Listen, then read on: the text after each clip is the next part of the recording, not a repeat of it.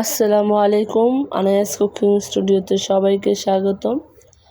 তো আজকে আমি একটা খুবই সিম্পল একটা রেসিপি আপনার সাথে শেয়ার করব। এটা সবাই পারেন, তারপরও যারা না পারেন বা যারা নতুন আছেন তাদের জন্য এটা শেয়ার করা। তো আমি আম ভর্তাটা আসলে কীভাবে খাই সেটাই আপনাদের দেখাবো। তো আমি আজকে বাজার থেকে অনেকগুলো আম কিনে নিয়ে এসেছি। তো নিয়ে এসে ভাবলাম যে ভর্তা করব, আমি আপনাদের সাথে একটু শেয়ার করি, কারো উপকারে আসলেও আসতে পারে।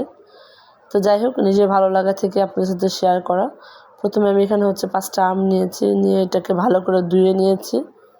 ধুয়ে এটাকে আমি ছিলে নিচ্ছি, মানে একবার ছিলে নেওয়ার পর সবুজ সবুজ দেখা যাচ্ছে, তারপর এটাকে আমি আবার চেঁচে নিচ্ছি।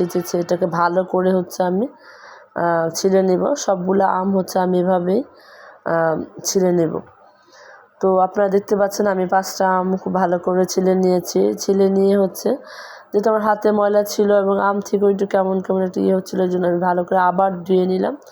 দিয়ে আমি বটি দিয়ে এটা একদম কুচি কুচি কুচি কুচি করে কেটে নিচ্ছি। তো আসলে আপনারা আম ভর্তাটা কীভাবে খান এটা বলবেন, আর যারা এভাবে এখনও খান নাই অবশ্যই ট্রাই করবেন। এখন আমের সিজন, বাজারে প্রচুর আম পাওয়া যাচ্ছে, আর যাদের আম গাছ আছে তাদের তো কোনো কথাই নেই। তো এটা বাসায় অবশ্যই করে খাবেন। দেখেন যে আপনার সাথে আমি ভয়েস দিচ্ছি আর আমার মনে হচ্ছে জিভে জল আসছে, এরকম একটা ব্যাপার। আম খুবই লোভনীয় একটা ফল।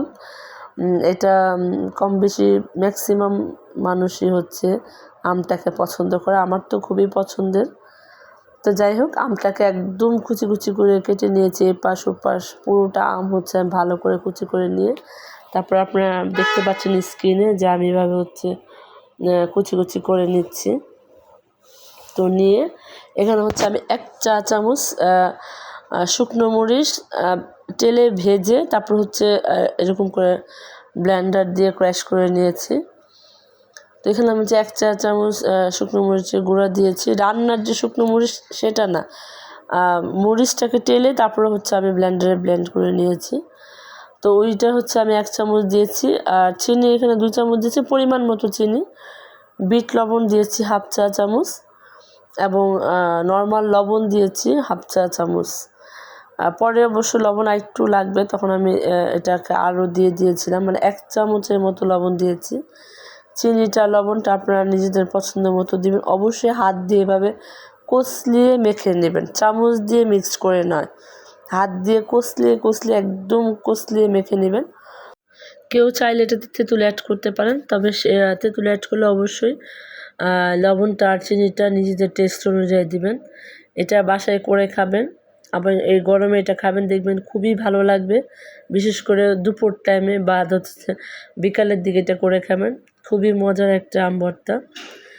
তো যাই হোক, সবাই ভালো থাকবেন, সুস্থ থাকবেন এবং আনায়াস কুকিং স্টুডিওর সাথেই থাকবেন। আর আমাদের রেসিপিগুলো প্লিজ আপনার বাসায় একবার ট্রাই করবেন, সবারই ভালো লাগবে। তো আমার ভালো লাগার জিনিসগুলি আপনাদের সাথে শেয়ার করি।